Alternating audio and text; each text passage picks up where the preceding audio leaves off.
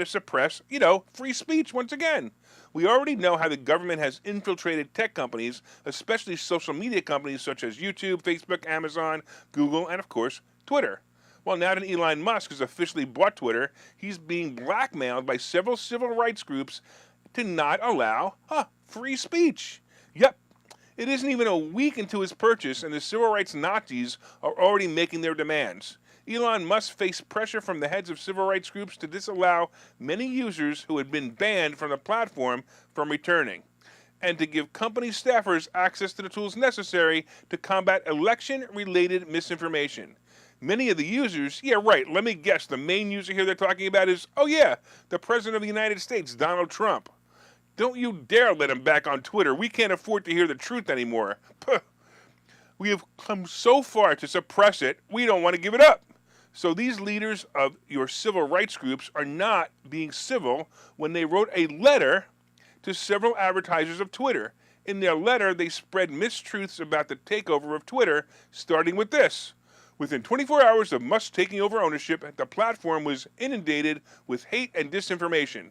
Not only are the extremists celebrating Musk's takeover of Twitter, they're seeing it now as a new opportunity to post the most abusive, harassing, and racist language and as imaginary. This includes clear threats of violence against people with whom they disagree. Without deliberate efforts by Twitter to address this type of abuse and hate, your brand will be actively supported by accelerating extremism.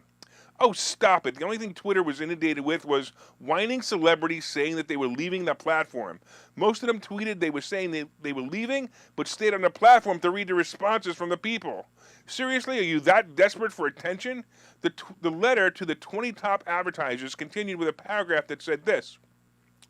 We, the undersigned organizations, call on you to notify Musk and publicly commit that you will cease all advertising on Twitter globally if he follows through on his plans to undermine brand safety and community standards, including gutting content moderation.